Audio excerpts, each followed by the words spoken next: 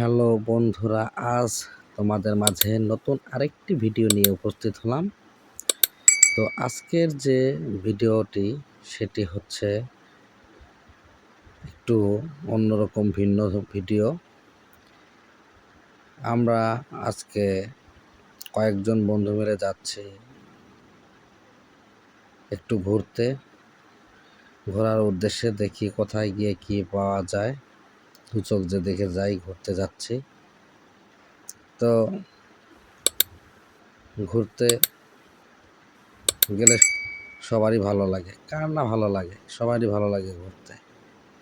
ঘুরলে মন ভালো থাকে।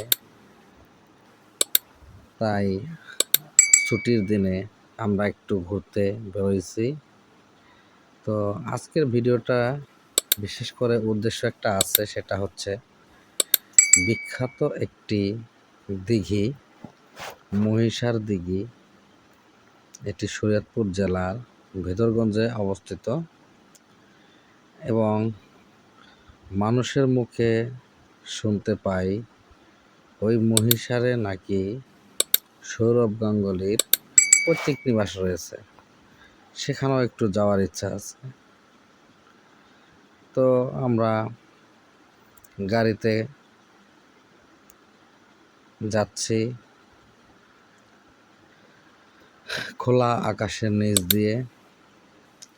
পরিবেশটা খুব সুন্দর ছিল, আশেপাশে সবুজ শ্যামল গাছপালা এবং ক্ষেত, দেখতে অনেক ভালোই লাগতেছে।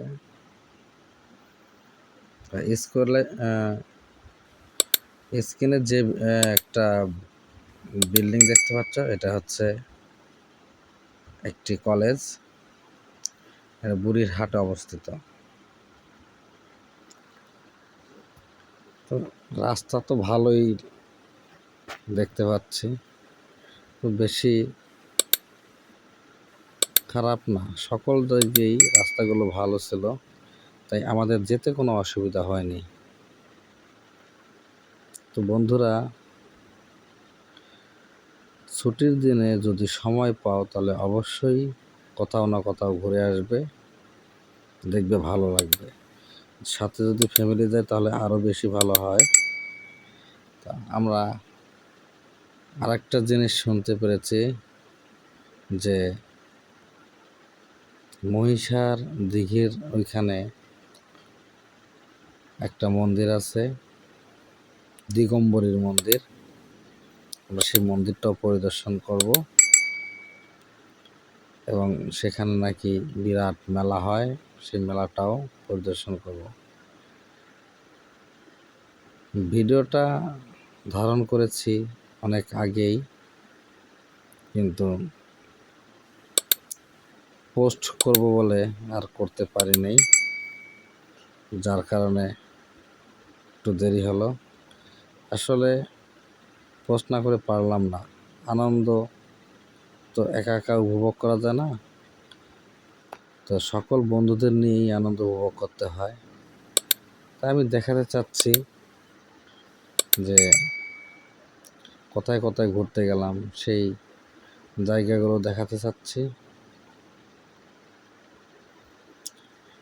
এই যে আমরা মেইন রোড দিয়ে যাচ্ছি, এর পাশে যেটা দেখতে পাচ্ছ সেটাও কিন্তু একটা বিশাল বড় দিঘি।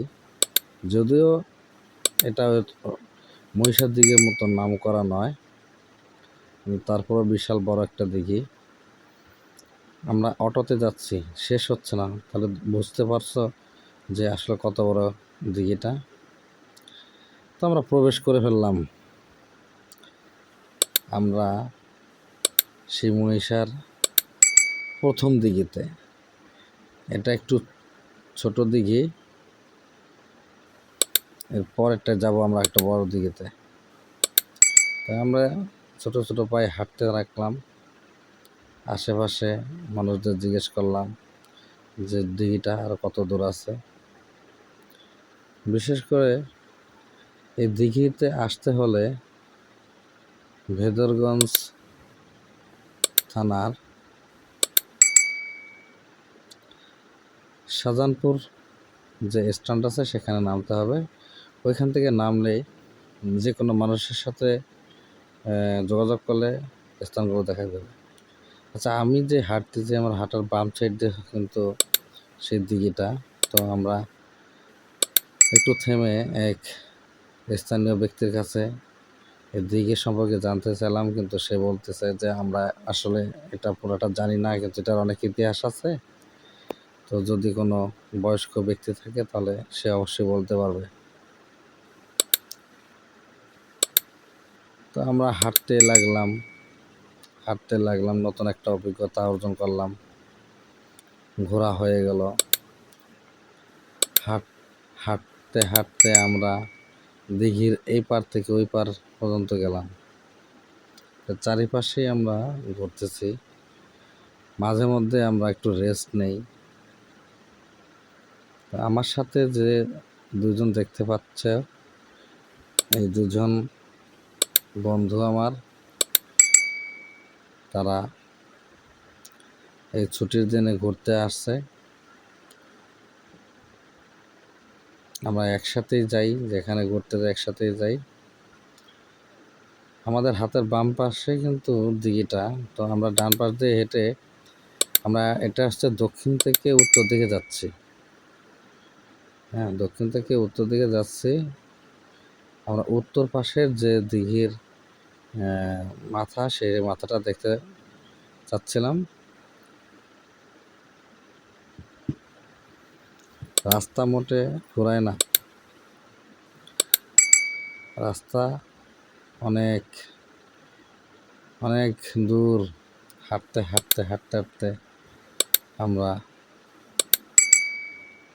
সেই গন্তব্যস্থলে পৌঁছতে গেলাম। তো এখনই আমরা দেখাবো এই দিঘিটার উত্তর পাশে। মজার বিষয় হচ্ছে যে দিঘিটার একটা আকর্ষণ, আসলে কিন্তু সে আগের মতো নেই। আমরা গিয়ে তেমন কিছু দেখতে পেলাম না, দিঘিটাই দেখলাম।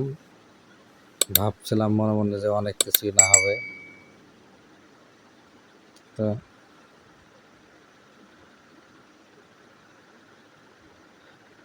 দিঘির ঠিক সামনাসামনি আমরা চলে আসছি। ওই যে দেখতে পাচ্ছ, এটা হচ্ছে দিঘির এই পাশ, উত্তর পাশ। তো এটা ছোট দিঘি দুটো, এই মহিষারের দুটো দিঘি। একটা হচ্ছে দিগম্বরের দিঘি, আরটা হচ্ছে মহিষার দিঘি। অবশ্যই এটার নাম ওইভাবে বলতে পারি না। দেখো অনেক বড় দিঘি, এটার থেকেও বড় দিঘি আছে। হ্যাঁ, একুল ওকুল অনেক বড়। মজার বিষয়, এখানে আসলাম, ছোট ছোট বাচ্চাদের সাথে দেখা হলো, কথা বললাম, নাম জিজ্ঞেস করলাম। ওরা অনেক আনন্দ ভর্তি ছিল যে না, আমাদেরকে একটু ভিডিওতে দেখাবে। তা এবং আমাদের এই কথা শুনে আরও ছোট ছোট কিছু মামুনিরা দৌড়ে আসছে, তারাও হয়তো আমার এই ভিডিওতে আটকাতে চাচ্ছিল। যাই হোক, এই যে এখন যে দিঘিটা দেখছে, এটাই হচ্ছে মহিষার সেই দিগম্বরী দিঘি। আমরা সেই বড় দিঘিতে যাচ্ছি। দেখো এপার থেকে একবার পারে, আমরা দক্ষিণ পাশে, আমরা দক্ষিণ পাড়ে ছিলাম। যে হাঁটতে হাঁটতে আমরা সেই মন্দির দর্শন করব। এই সেই দিগম্বরের মন্দির। আমরা মন্দিরের ভিতরে প্রবেশ করে প্রণাম টনাম করলাম। হ্যাঁ, এটা শ্মশানকালীর মন্দির। স্ক্রিনে হয়তো তোমরা দেখতে পাচ্ছ, এটা শ্মশানকালীর মন্দির। আসলে ভালোই লাগলো ঘুরতে।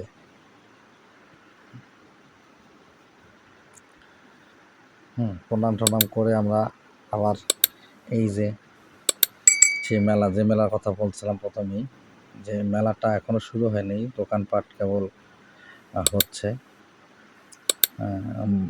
মানুষজন যার যার ব্যবসা বাণিজ্য নিয়ে এখানে কে কোথায় বসবে।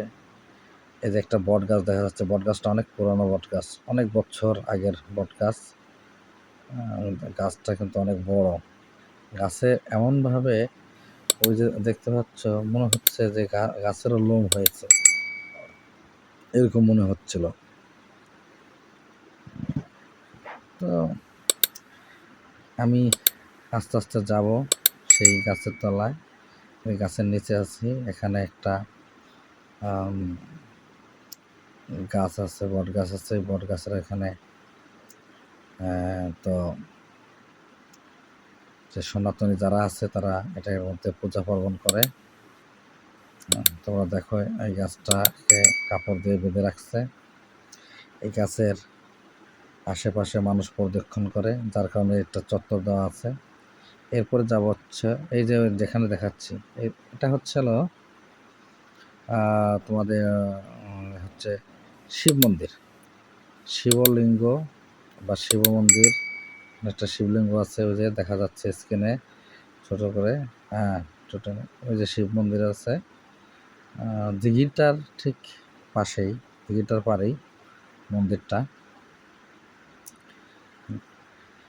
আশেপাশে আমরা ঘুরলাম, দেখলাম, চা খেলাম, মন্দিরটা পরিদর্শন করলাম, খুব ভালোই লাগলো।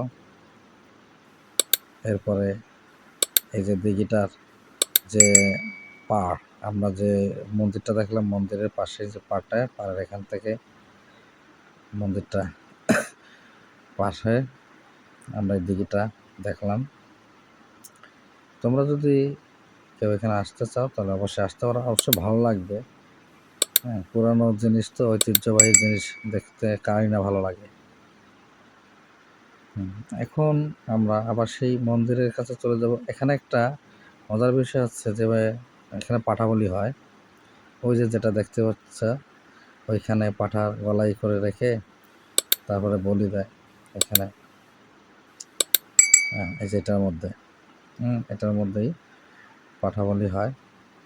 বিশাল বড় মায়ের মন্দির এখানে তৈরি করে পূজা করা হয়, মা কালীর মন্দির।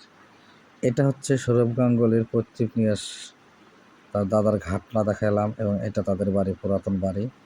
মানুষের মুখে শুনি, আসলে কতটুকু সত্য কতটুকু মিথ্যা জানি না, তাই মানুষের মুখে শুনতে শুনতে আমরা এই সৌরভ গাঙ্গুলির পৈতৃক নিবাসে আসলাম। আমরা এসে একটু ছবি টবি তুললাম, এখানকার স্থানীয়দের কথা বললাম। যাক, ভিডিওটা ভালো লাগলে সবাই লাইক কমেন্ট করবে। ধন্যবাদ।